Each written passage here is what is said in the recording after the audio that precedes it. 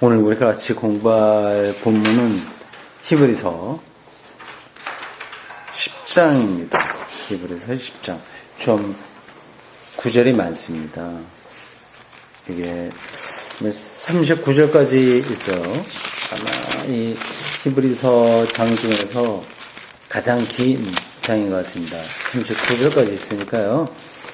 그러니까 어떤 다른 장에 비해서 짧은 장, 보통 20절까지 있는 것도 있고 16절까지도 있어요.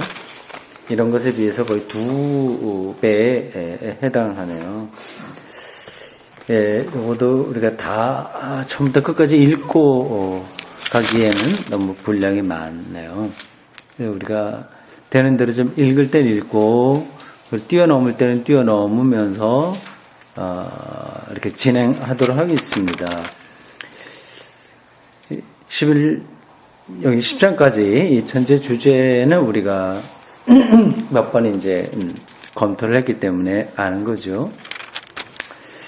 예수 그리스도를 이제 구약의 근거에서 변증하는 거예요. 이렇게 예수 그리스도 옳다 이렇게 말하는 겁니다. 변호사가 어떤 재판정에서 어떤 것을 변론하듯이 이 히브리서 기자가 예수 그리스도를 구약의 근거에서 왜 옳은지 그걸 설명하고 있습니다. 오늘 여기 10장을 전체적으로 5대목으로 제가 좀 나눴습니다. 여러분 강의안을 좀 보십시오.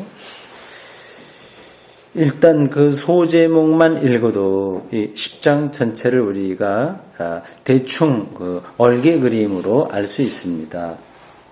첫 번째 단락은 1절에서 10절입니다.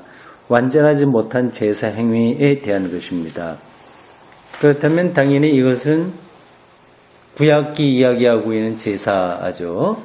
동물을 잡아서 바치는 그런 행위들을 가리키고 있습니다. 그걸 이제 유대인들은 절대적인 거로 생각을 했는데 그게 왜 완전하지 못하냐 하는 것을 여기 1절에서 11절 사이에서 이야기하고 있습니다. 그것은 이미 앞부분에서도 여러 번 나온 이야기예요. 그 히브리서는 반복해서 이렇게 어떤 주제를 이야기하고 있습니다. 그 주제가 이제 예수 그리스도가 구약이 말하는 그 희생 제물보다 더 완벽한, 비교할 수 없을 정도로 완벽한 희생 제사를 드리셨다. 그 얘기인 거죠. 네, 그러한 것들을 반복해서 지금 이야기를 하고 있습니다. 1절에서 10절까지는 이제 다시 한번 구약의 제사 행위에 완전하지 못한 이유, 근거, 그런 것들을 말합니다. 두 번째 단락은 11절에서 18절입니다. 예수 그리스도의 죽음이 유일적이고 완전한 제사다. 이거를 이제 여기서 이야기합니다. 11절에서 18절까지예요. 이제 자연스러운 얘기죠. 구약이 이야기하고 있는 제사 행위의 불완전성을 이야기하고 이어서 예수 그리스도의 죽음이 가리키고 있는 이 제사의 완전성, 그게 또 유일적이다 얘기하고 있습니다. 여기 유일적이다고 하는 말을 왜 붙이는지 대충 이해는 하시겠죠? 구약 제사하고 비교할 때 이게 예수 그리스도 제사 행위의 절대성을 가리키는 겁니다. 그러니까 구약의 제사는 어때요? 반복하죠. 계속해서 똑같이 이걸 해야 되는데 예수 그리스도의 이 속죄 사죄 행위는 유일적인 단 한 번으로 끝난 거예요. 다시 이렇게 그리스도의 십자가의 죽음은 있을 수가 없습니다. 그리스도가 유일하듯이 이 제사 행위도 다 한 번이었다. 그렇기 때문에 절대적이었다. 그런 것들을 이제 두 번째 단락에서 이야기하고 있습니다. 세 번째 단락은 19절에서 25절이에요. 그 앞에 나와 있는 그 두 가지를 전제하면서 그러니까 우리가 신앙을 좀 굳게 지켜야 된다. 근데 그냥 신앙이 아니라 신앙 일반적인 거로 말해도 되지만 여기서는 희망에 굳게 희망의 신앙, 어떤 희망한단 말이에요. 그러니까 속죄 받았으니까 우리가 성소에 들어갈 수 있는 그런 희망. 이 말은 곧에 생명을 얻는다고 하는 희망에 대한 믿음을 굳건하게 지켜라. 그러니까 유대인들의 그런 제사 행위 그런 걸로 이렇게 정신이 혼란스러워지지 말고 예수 그리스도만이 유일적이고 온전한 제사 장의 직분을 감당하셨기 때문에 우리가 그분을 통해서 죄의 용서를 받고 생명의 세계로 인도된다고 하는 사실에 대한 희망을 좀 확실하게 믿고 거기에 좀 흔들리지 마라. 그 얘기를 하고 있습니다. 네 번째 단락은 26절에서 31절입니다. 여기는 이제 기독교 공동체 안에 들어왔다가 떠난 사람들, 이런 사람들에 대한 엄중한 경고예요. 초기 기독교에는 그런 일들이 많이 있었어요. 일종의 배교라고 할 수 있습니다. 그리스도의 진리를 알아들었고 이제 와서는데 이런저런 일들로 인해서 이렇게 떠난 사람들이 이제 용서받지 못한 거다. 그런 이야기를 26절에서 31절까지 이야기하고 있습니다. 마지막 32절에서 39절입니다. 영원 구원에 대한 믿음. 이게 이제 오늘 10장의 전체 주제이기도 합니다. 이 이야기 이렇게 5단락으로 좀 나누었어요. 이걸 우리가 좀 천천히 따라가도록 하겠습니다. 1절부터 10절까지 우리 교독해서 읽으시죠. 제가 먼저 1절 읽겠습니다. 내용을 잘 보면서 읽으세요. 율법은 장차 올 좋은 일의 그림자일 뿐이요 참 형상이 아니므로 해마다 늘 드리는 같은 제사로는 나오는 자들을 언제나 온전하게 할 수 없느니라. 그것이 아니하면 숨기는 자들이 완전히 정결하게 되어 다시 죄를 깨닫는 일이 없으니 어찌 제사 드리는 일을 그치지 아니하였으리요.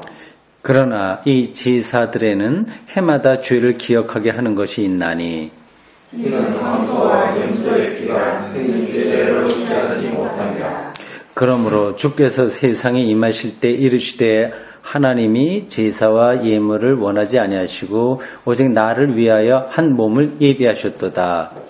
번제와 속죄제는 기뻐하지 아니하시나니 이에 내가 말하기를 하나님이여 보시옵소서 두루마리 책에 나를 가리켜 기록된 것과 같이 하나님의 뜻을 행하러 왔나이다 하셨느니라.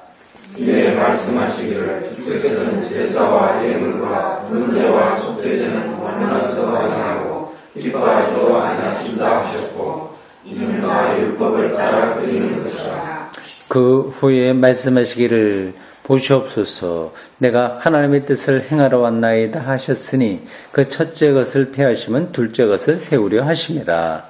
이 뜻을 따라 예수 그리스도의 몸을 한 번에 드리심으로 말미암아 우리가 거룩함을 얻었노라.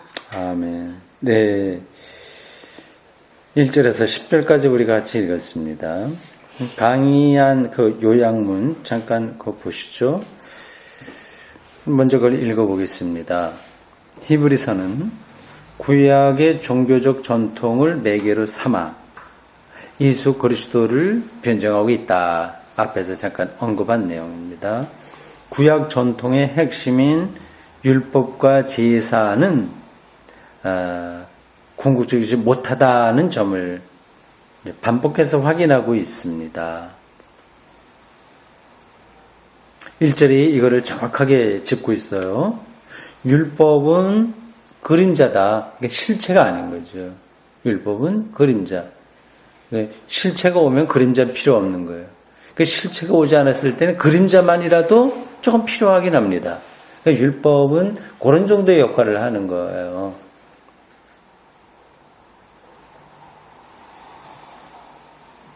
예. 그리고 그림자이고 참 형상이 아니다고 했습니다. 참 형상이 아니다. 이제 왜 그런지는 아시겠죠? 이 제사와 연관되는 문제인데요. 그 1절 그 후반절에 그렇게 얘기하고 있어요. 같은 제사로는 나오는 자들은 언제나 온전하게 할 수 없다 했습니다. 그러니까 율법과 제사는 온전한 게 아니라 그림자예요. 실체가 아니라 하나의 그 모사품이라고 할 수 있습니다. 근데 이게 그런 이 말이 뭐 낱말 뜻으로야 그냥 이해가 되는데 아주 실질적으로 이해되는 거는 또 좀 다릅니다. 그걸 조금 더 여러분들이 생각을 하셔야 돼요. 율법도 좋은 거예요. 그건 여러분 제가 말씀드렸듯이 이해하시죠? 그거는 당연히 이렇게 살아야 되는 거고요. 지금도 우리가 율법 없이는 못 삽니다. 교회 생활하는 것 자체가 율법인 거예요. 뭐 주의를 지킨다든지 뭐 교회 공동체를 꾸려가기 위해서 이런저런 많은 일들을 하고요. 우리가 기독교인답게 살고 하는 그런 모든 것들이 사실은 율법입니다. 잘 생각해 보세요. 근데 이거요. 그러니까 그것만으로 우리가 인정받을 수 없는 거죠. 완전한 상태에 들어갈 수가 없습니다. 그러니까 상대적인 거예요. 이 사람은 쉽게 제가 말씀드리면 이 사람은 교회 일에 좀 더 열심히 하고 좀 덜하고 그런 차이가 있는 거죠. 그러니까 더 많이 봉사하는 사람이 하나님 앞에 더 가깝고 약간 덜하는 사람이 못하고 이건 이제 사람의 기준이라고 하는 거예요. 그러니까 그건 그림자이지 그걸로 사람을 완전하게 평가하기는 힘든 겁니다. 약간 겉으로 볼 때는 약간 봉사를 덜 하더라도 그래도 정말 하나님 앞에서 진실한 사람이 있는데 그건 율법으로 평가를 못하는 거예요. 그거는 율법은 겉으로 드러나는 거로만 사람을 평가하기 때문에 그렇습니다. 그러니까 아무리 그런 좋은 법이라고 하더라도 뭐 그게 이제 우리 이 세상을 살아가는 윤리 도덕 법하고 비슷한 건데 그런 윤리 도덕 법이 아무리 많이 발달됐다고 하더라도 그 사회가 그것만으로 온전해지지가 않습니다.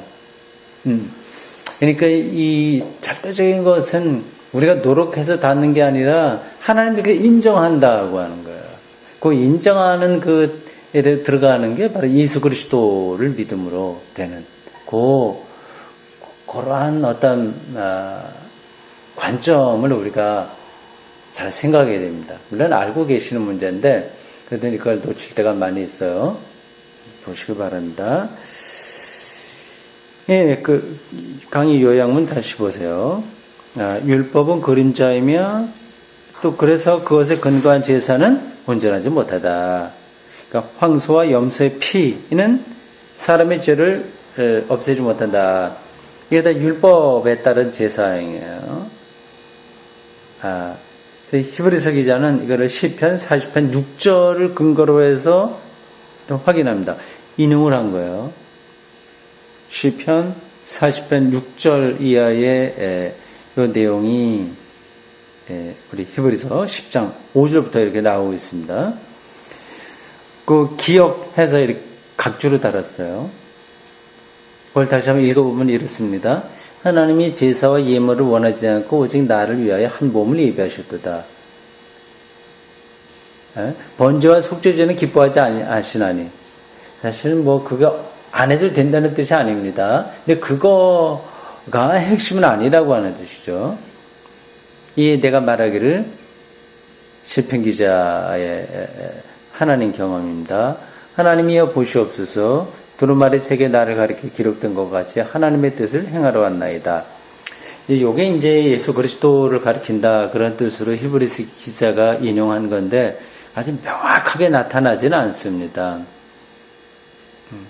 어쨌든 히브리서 기자는 이제 시편 요구를 인용하면서 제사와 예물 이것으로는 사람을 온전하게 할 수 없고 예수 그리스도만으로만 가능하다. 그걸 지금 이야기하고 있습니다.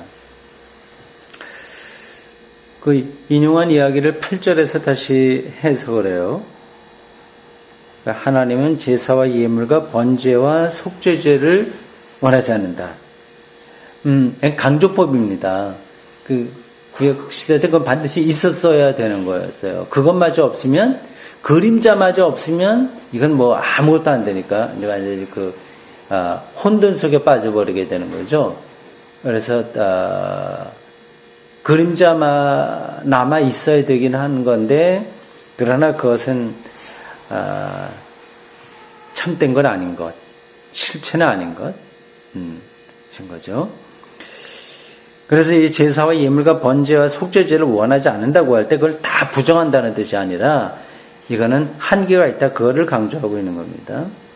그래서 아무리 반복해서 제사를 지내도 실제로 그거는 속죄가 가능하지 않는 거죠. 매 반복돼야 되는 거죠. 그러니까 그러한 제사에는 매달 필요가 없었습니다. 이제 없는 거죠. 여전히 이제 그런 제사, 율법에 매달리는 이유는, 그런 사람들이 있는데, 그런 이유는 예수 그리스도에 의해서 일어난 참된 제사를 몰랐기 때문에 그런 거죠. 그러니까 참된 것을 모를 때는 약간 사이비 이런 데 머물러 있을 수밖에 없습니다. 그래서 10절에 보면 그렇게 분명하게 이야기하네요. 이 뜻을 따라 예수 그리스도의 몸을 단번에 들으심으로 말미암아 우리가 거룩함을 얻었노라. 그러니까 우리의 노력이 아니라 예수 그리스도의 그 십자가 죽음으로, 나의 의가 아니라 내가 의로워서 거룩해지는 게 아니라 예수 그리스도가 의롭기 때문에 의롭다고 인정받는 것, 여기에 있습니다. 여기에 이제 구약하고 다른 이 복음의 능력이 있는 거죠. 이게 이제 자칫하면 오해하게 되면 완전히 값싼, 그러니까 율법 무용론에 떨어질 수 있어요. 이건 아닌 겁니다. 율법 해체론에 떨어지는 것, 이거는 복음은 아닌 거예요. 복음의 이 율법의 한계를 극복하고 율법보다 더 분명한 그런 삶의 내용들을 담아낼 수 있는 복음의 능력, 그게 이제 핵심인 거죠. 그래서 이제 복음을 오해하면 무율법주의에 떨어지게 되고, 그런 사람들이 초기 기독교에 실제로 있었어요. 이제 우리는 마음대로 살아도 된다. 이미 이제 율법하고는 완전히 뭐 상관없다. 이렇게 생각하는 사람들이 있었습니다. 니골라당인가? 뭐 그런 사람들이 그랬어요. 그런 사람들은 뭐 초기 기독교 안에서 이단으로 이렇게 정죄를 받았습니다. 그러니까 무율법주의자도 아니고 율법주의자도 아니고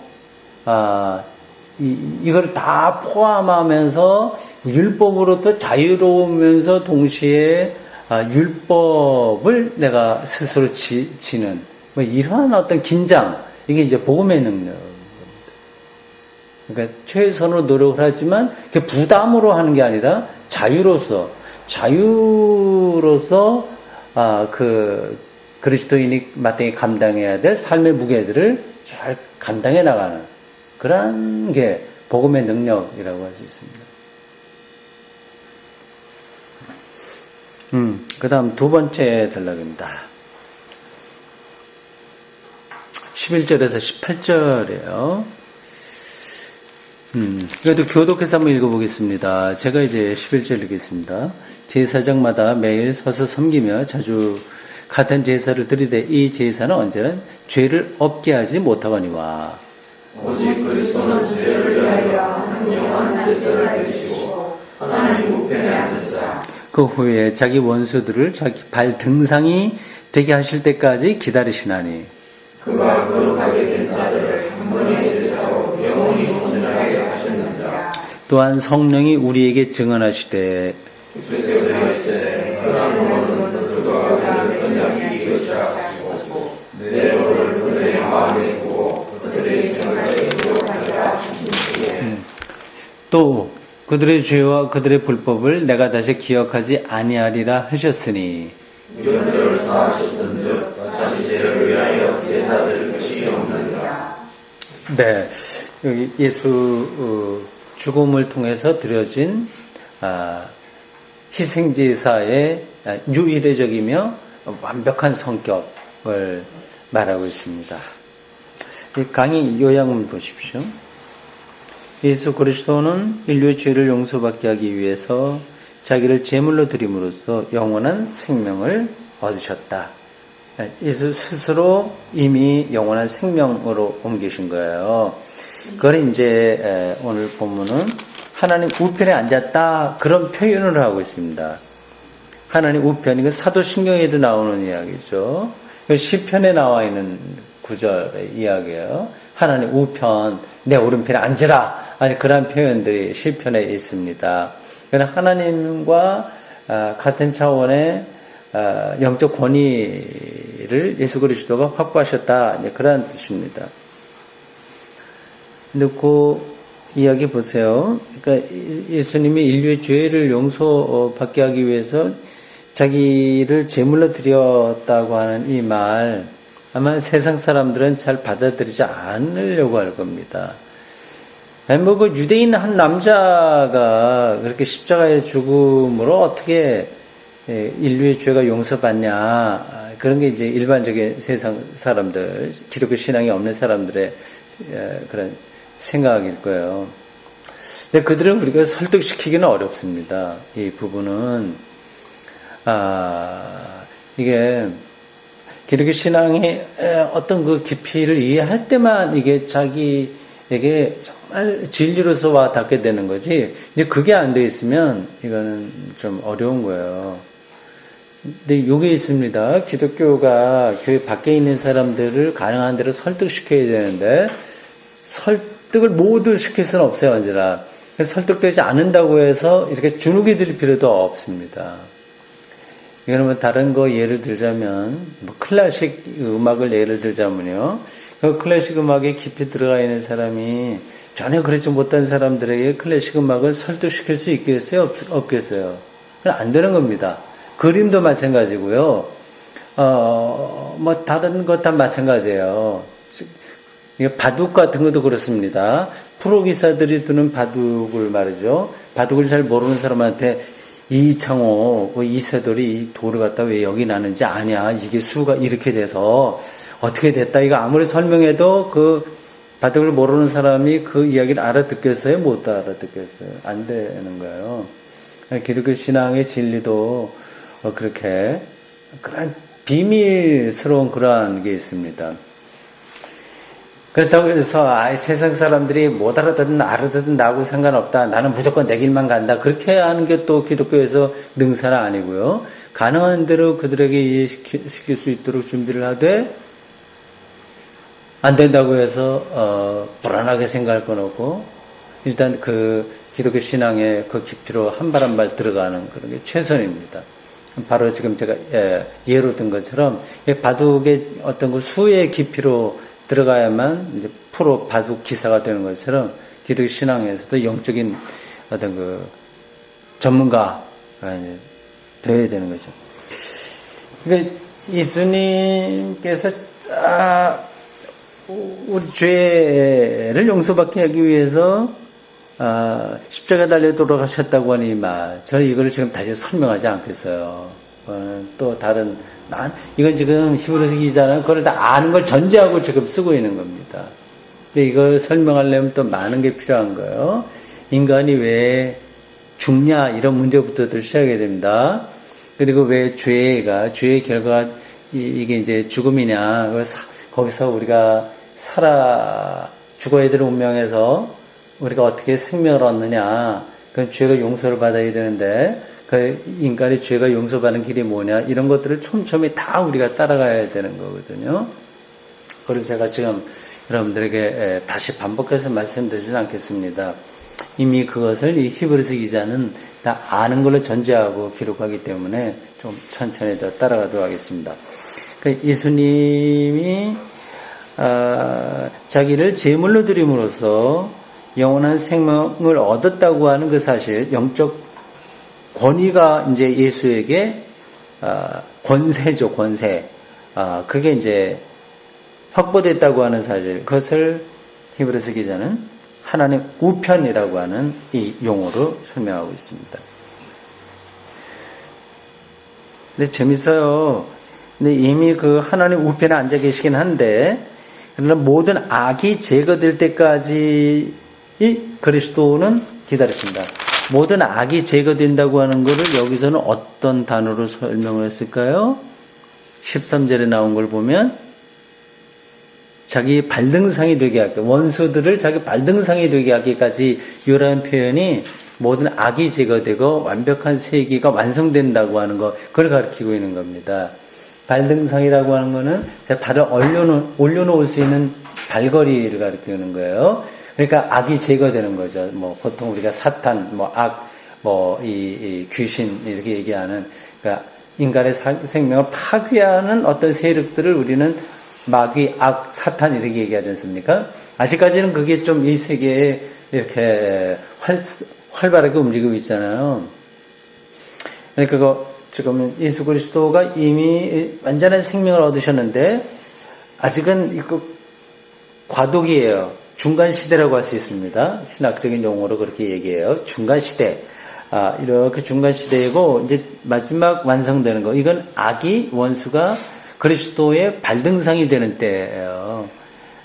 이때까지 아직 그 과도기가 있습니다. 이때까지 우리 기다리는 거죠. 여기서 히브리서 기자는 예레미야 31장 33절을 이하를 인용한다. 그 구절에 하나님의 약속이 나온다. 그것은 옛 약속이 아니라 새 약속이다. 그 약속은 돌판이 아니라 그들의 마음에 새긴 것이다. 11절에서 18절 이야기를 제가 지금 설명하고 있는 거예요. 이 돌판이 아니라고 하는 것은 십계명이 기록됐다고 하는 율법이 아니라고 하는 뜻이죠. 이는 다시 문자로 된 그러한 율법이 아니라 우리의 마음, 그리스도를 믿는 마음, 이게 정말 확실한 거다. 그 얘기죠. 이 마음을 주관하는 이는 성령이고요. 그 약속이 이제 구약에는 어디다 새겨졌어요? 돌판에 새겨졌어요. 율법 문자로 됐어요. 이제는 우리의 마음에 새겨진 겁니다. 근데 그 약속의 내용은 뭐냐? 약속의 내용은 뭐냐? 그걸 이제 히브리서 기자가 설명한 겁니다. 그 예레미야서를 인용해서 설명했어요. 예수 그리스도의 죽음으로 인해서 이제 그를 믿는 자들의 죄와 불법을 하나님께서 기억하지 않는다는 겁니다. 그게 약속인 거예요.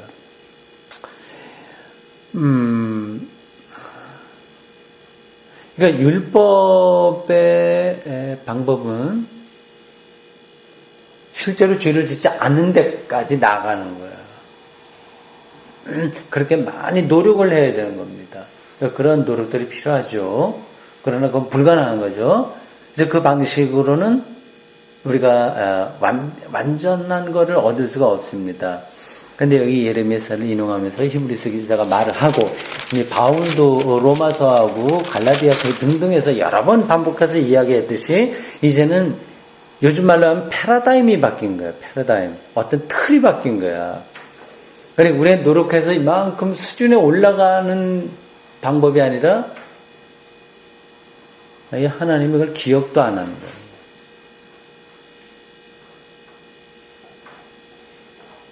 무엇을 통해서요? 예수 그리스도의 십자가 죽음, 그를 믿음, 그걸 통해서 그렇다고 하는 거죠.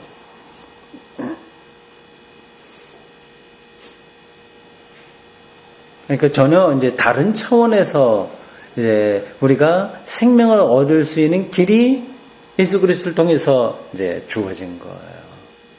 이게 실감이 나지 않으면 이제 아직 기독교 신앙의 중심으로 들어오지 못한 거고요. 이게 아주 실질적으로, 아주 리얼하게 이렇게 이해가 되고 경험이 되면 기독교 신앙의 중심으로 깊숙이 들어온 겁니다.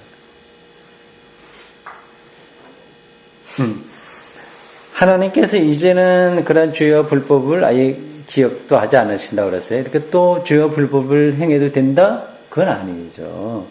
예? 이제 그걸 자꾸 이제 오해하게 되면 그게 혼란스러워지는 거예요. 구원파에 가면 이제 그러한 사이비 이단들은 전체가 잘못된 게 아니라 잘 가요.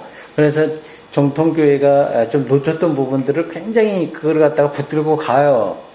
가다가 이제 너무 가버리는 거예요. 그래서 잘못되는 겁니다. 구원파라든지 등등해서 이제 그런 일들이 많이 나타나고요. 영지주의 이런 데서도 그런 건 많이 나타나고 합니다. 그러니까 하나님이 우리의 죄와 불법을 기억하지 않으십니다. 그러니까 다시 죄를 용서받기 위해서 제사 드릴 필요가 없는 거죠. 그래서 제사 행위의 유일성입니다. 그러니까 지난주에도 제가 얘기했는데, 그러니까 지금 우리가 드리는 예배는 제사예요? 속죄 제사예요? 아니에요? 아닙니다. 지금 우리는 예배는 다시 한번 제사를 반복하는 게 아니에요. 그거는 예수 십자가 죽음으로 유일적인 것으로 끝났습니다. 우리는 그것을 다시 반복하는 것이 아니라 반복해서 기억하는 거예요. 네. 됐습니다. 이제 세 번째 단락 19절에서 25절까지입니다. 오늘도 읽어보실까요? 교독하겠습니다. 마지막 절은 같이 읽어야 되겠네요. 그러므로 형제들아 우리가 예수의 피를 힘입어 성소에 들어갈 담력을 얻었나니 그는 우리를 위하여 부산한 마음대로 열어보신 새로운 살 길이와 이라는 그의 셈이다. 또 하나님의 집 다스리는 큰 제사장이 계심에 우리가 마음의 흐림을 받아 악한 양심으로부터 벗어나고 몸은 맑은 물로 씻음을 받았으니 참 마음과 온전한 믿음으로 하나님께 나아가자. 또 약속하신 이는 믿으시니 우리가 믿는 도리의 소망을 움직이지 말며 굳게 잡고 서로 돌아보아 사랑과 성령을 격려하며 함께 모이기를 해하는 어떤 사람들의 습관과 같이 하지 말고 오직 권하여 그 날이 가까움을 볼 수 있도록 그리하자. 네.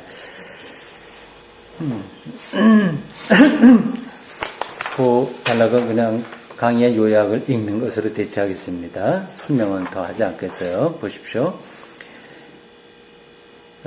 앞에서 말하는 그 이야기들을 알고 믿는 사람은 이제 성소에 들어갈 용기를 얻는다. 그 근거는 예수의 피다.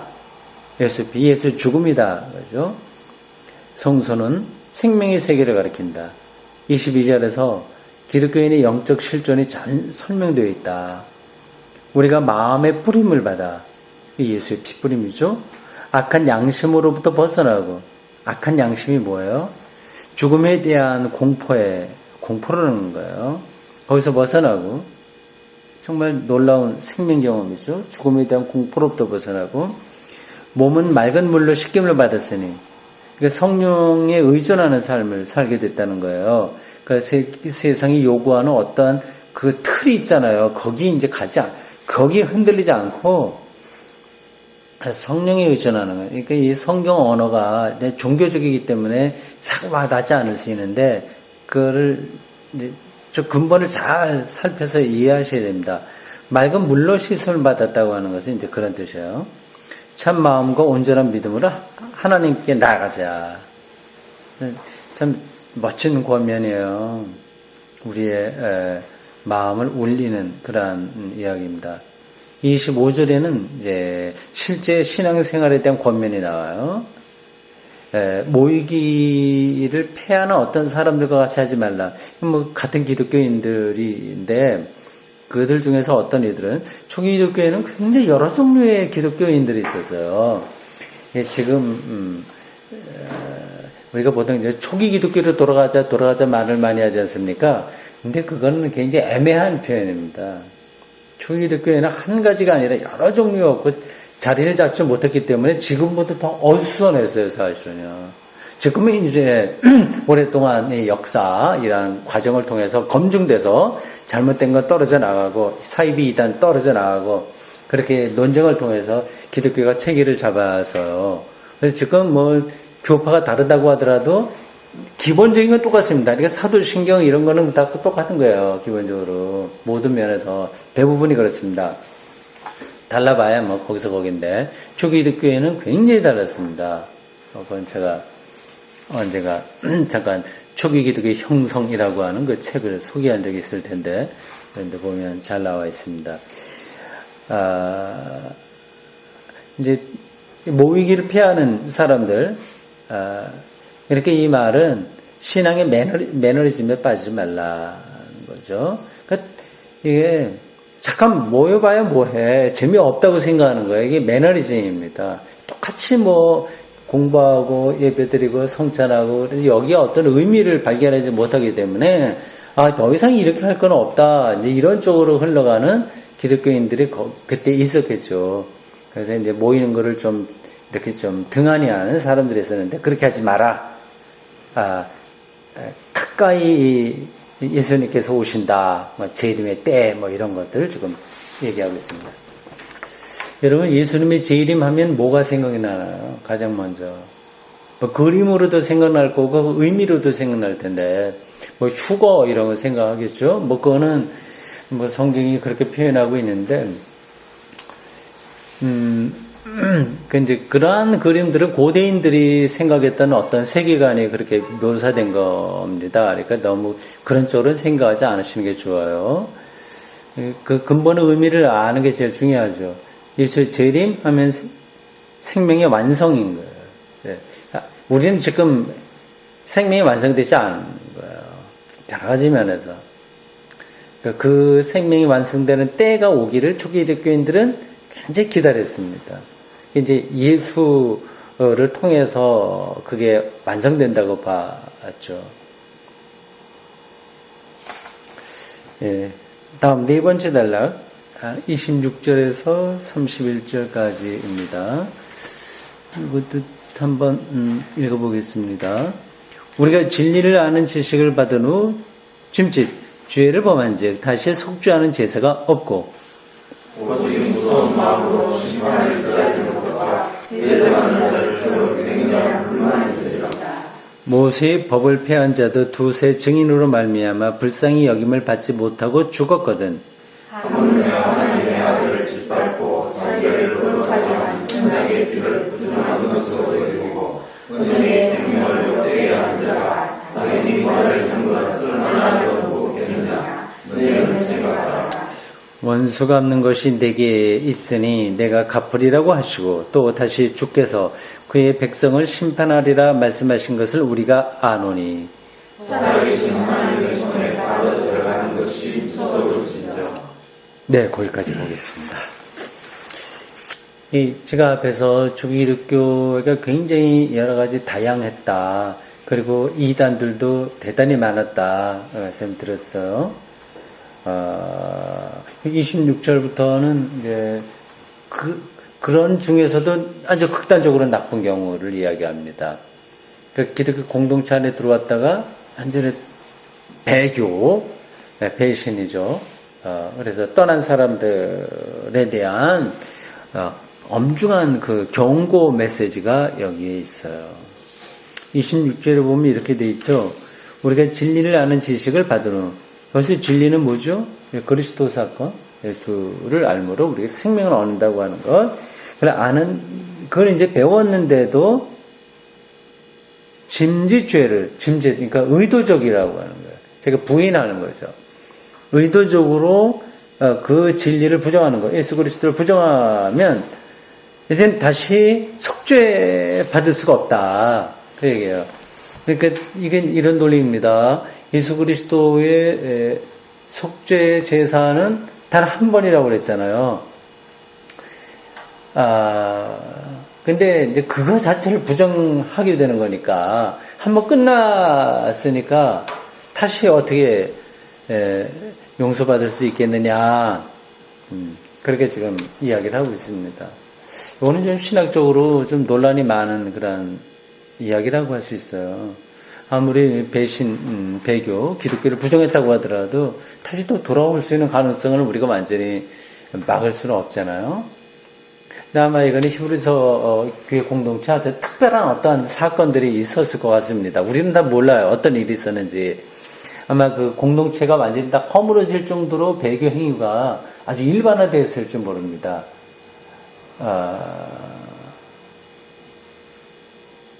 그래서 그 사람이 세례받고 다시 또 죄를 졌을 때에 이 용서받을 수 있느냐 없느냐 하는 것이 초기 기독교에는 상당히 예민한 문제였어요. 여러분들이 아시는 분들은 알겠지만 그래서 기독교를 로마에 공인한 황제가 있습니다. 그러니까 기독교를 로마 국교로 한 황제가 따로 있고 공인한 게 따로 있어요. 네. 근데 공인한 게 중요한 거죠. 밀랑칙령이죠. 그 이제 그 사람이 이름이 누구죠?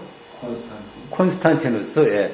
콘스탄티누스가 이제 전쟁을 앞두고 이제 십자가 뭐 이거를 환상을 봤나 봐요. 전쟁이 이겼어요. 그래서 이제 기독교를 이제 공인하는 그러한 일을 하고 그때부터 이제 기독교가 로마의 중심 종교가 됐습니다. 도움도 어쨌든 많이 받았어요. 그러다가 이제 한 60년 이상 정도 세월이 흐른 다음에 테오도시우스라고 하는 황제가 정식으로 기독교를 국교로 했어요. 그러니까 로마의 식민 통치가 있는 나라에서는 태어나자마자 모두가 다 이제 기독교인이 되었습니다. 이게 기독교 쪽에서 볼 때 잘 된 거냐 아니냐 그런 논란이 교회 역사학자들에게 많이 있습니다. 그렇게 됨으로써 이제는 로마가 이제 제국이니까 제국의 어용적인 그러한 태도를 기독교가 좀 보이게 됐어요. 그러니까 황제로부터요, 수도원 생기면 수도원 땅 많이 받죠. 사제들은 군대도 한 거지. 뭐 등등등 해서 많이 챙겨주니까 황제가 잘못한 것에 대해서 교회가 말을 할 수가 없는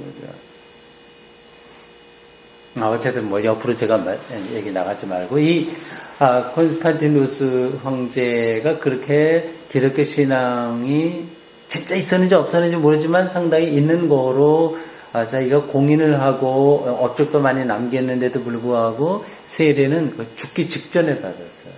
그 이유가 그 당시에 많은 사람들이 세례 받고 죄지면 이제 이거는 용서받지 못한다 그런 생각이 많이 있었기 때문에 그렇습니다. 그런 게 이제 세월이 지나면서 좀 신학적으로 정리가 됐어요. 그래서 더 이상 누구도 세례 받고 죄진다고 해서 용서받지 못하는 일은 아니다. 그렇게 이제 정리가 됐습니다. 이 히브리서 기자는 아주 기독교가 처음 생성될 때 아주 생생하고 아직 정리가 되지 않고 그리고 자기 기독교가 생존의 위기에 빠져 있는 그러한 걸 전제하고 읽으셔야 되는 거예요. 기독교가 사실은 유대교하고 로마 정치 사이에서 버텨내서 그렇게 세계 종교가 됐다고 하는 것은 거의 불가능한 일이었어요. 여러 가지 점에서. 그러한 아주 절박한 상황 가운데서 이 자기 공동체의 위기를 경험한 이 히브리서 기자가 그 배교한 사람들에 대한 아주 준엄한 경고로서 속죄하는 제사가 더 이상 없다. 그들은 끝장이다. 이렇게 표현한 게 아니냐. 이렇게 생각할 수 있습니다. 쭉 이제 그런 이야기가 나와요. 하나님의 심판 안에서 절망적이다. 그런 걸 얘기해요. 31절에 그렇게 표현되어 있습니다.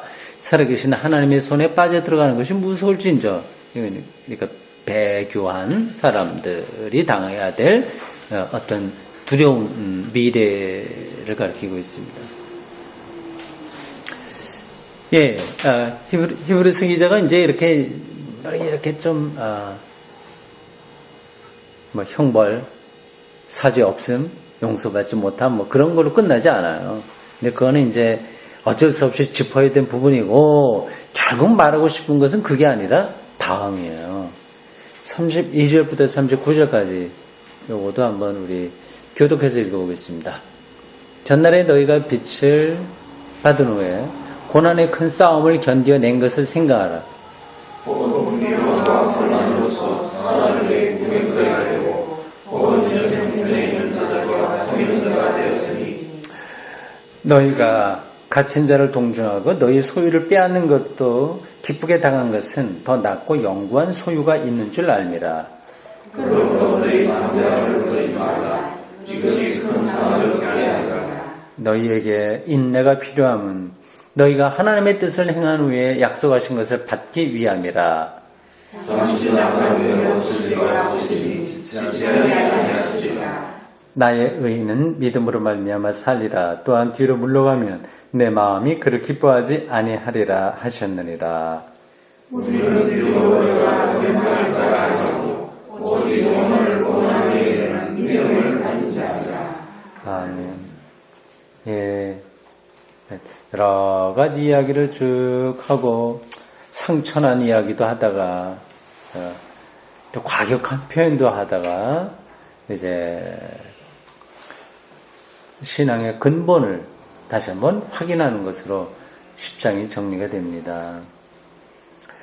그 32절부터 34절까지 한번 그 눈으로 한번 보세요. 그 구절이 뭘 가리키는지. 32절에서 34절. 초기 기독교인들이 당했던 고난이 아주 비참했다고 하는 걸 알 수 있겠죠. 고난의 큰 싸움을 이제 견뎌내긴 했어요. 비방과 환난, 예수 믿는 사람들 비방당하고 환난당하고 그리고 구경거리가 되고, 근데 그런 부류의 사람들끼리만 어울릴 수밖에 없어요. 이 사회에 참여하기 힘들어요. 그리고 소유를 빼앗기기도 하고 뭐 등등등등. 그런 초기 기독교인들의 처참했던 고난의 그 과정을 여기서 볼 수가 있습니다. 고난의 행군 뭐 그렇게 표현해도 맞을 것 같습니다. 그러한 사람들이 그렇게 버텨냈기 때문에 오늘 기독교가 이렇게 역사 안에 자리를 잡을 수 있었던 거죠. 그냥 없었으면 가능하지 않습니다. 근데 그들이 어떻게 그러한 고난을 버텨냈을지 참 신기합니다.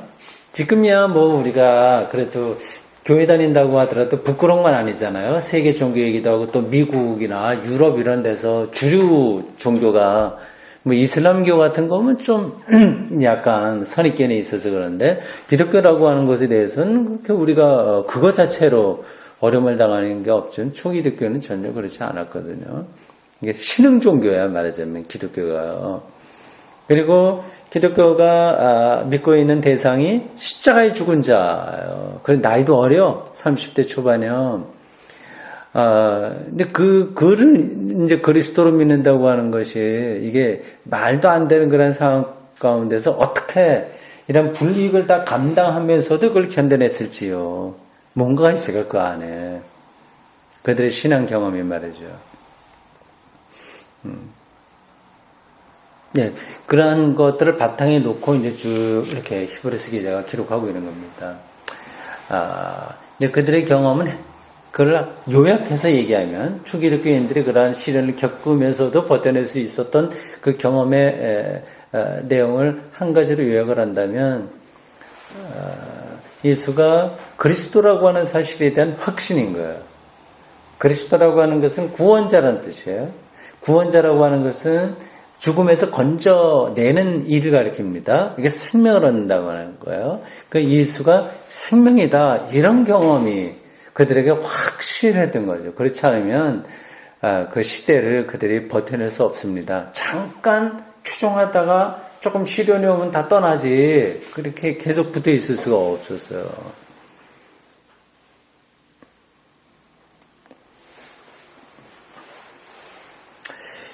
예, 이러한 어려움의 시절을 조금 이제 지나왔어요.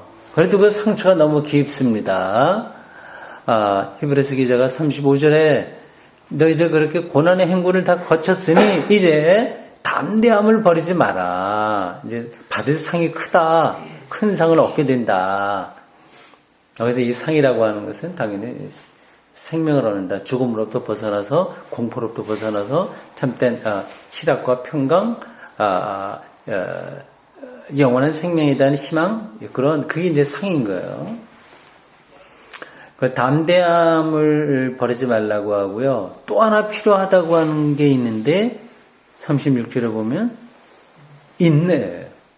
예, 그 두 가지를 얘기해서 담대한 거하고 인내. 이거 그 담대함만 갖고는 조금 안 되죠. 용기만 갖고는 힘들어요. 이게 한번 내가 용기를 내 갖고 어떤 어려움을 극복해서 해결되면 모르겠지만 그게 아니거든요. 이게 계속 오는 문제이기 때문에 그걸 버텨내려면 인내가 필요하다. 두 가지요. 담대함과 인내를 히브리서 기자가 여기 이거를 독자들에게, 이걸 읽을 사람들에게 요구를 했습니다. 그러면서 여기서도 이제 구약을 하나 더 인용하네요. 하박국이에요. 히브리서 10장에는 구약을 3군데 인용했습니다. 시편, 그 다음에 예레미야, 그 다음에 하박국이에요. 적재적소에 정확하게 인용을 했습니다. 인용을 할 때 어떤 때는 이제 히브리 성경도 인용하고 또 아니면 70인역도 하고 70인역을 좀 많이 했죠. 헬라어로 기록되기 때문에. 여기 하박국의 유명한 구절, 의인은 믿음으로 말미암아 살리라. 이 구절이 여기 있습니다.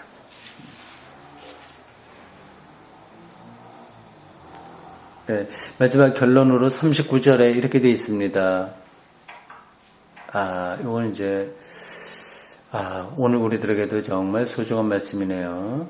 우리는 이제 뒤로 물러가서 멸망당할 자가 아니에요.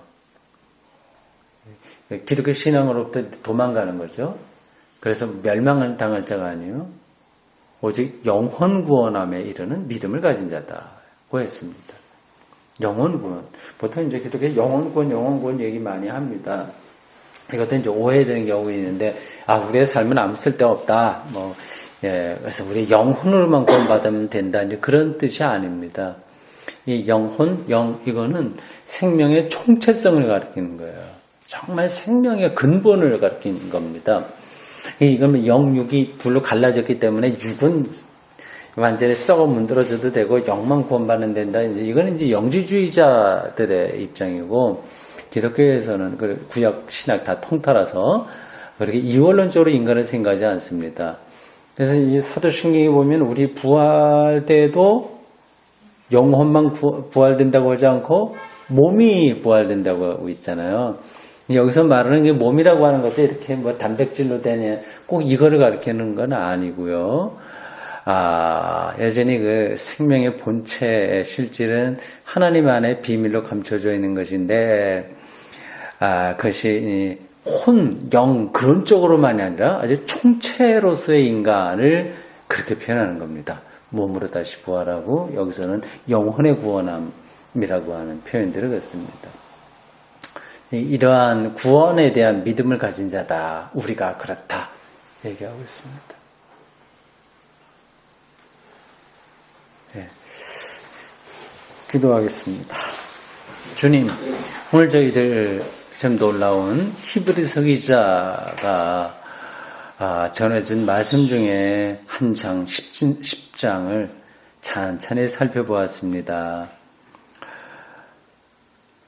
이렇게 한 주간의 가운데 요일, 수요일, 봄비가 하루 종일 이른 새벽부터 내린 정말 좋은 날, 이 지구의 비라는 현상에 우리가 감동하기도 하고 또 하나님의 생명 현상에 찬양을 부르기도 하는 이러한 때 이 수요일 저녁 더욱 놀랍게 이 말씀을 같이 공부하게 하신 것 감사합니다. 오늘 히브리서 기자의 이러한 우리를 향한 구원면이 우리 신앙의 초석이 되도록 인도해 주십시오. 담대함과 인내를 허락하시어 주님 오실 때까지 영원 구원에 대한 믿음을 온전히 잘 간수하고 확장시킬 수 있는 저희들이 되도록 인도해 주십시오. 예수님의 이름으로 기도합니다. 아멘.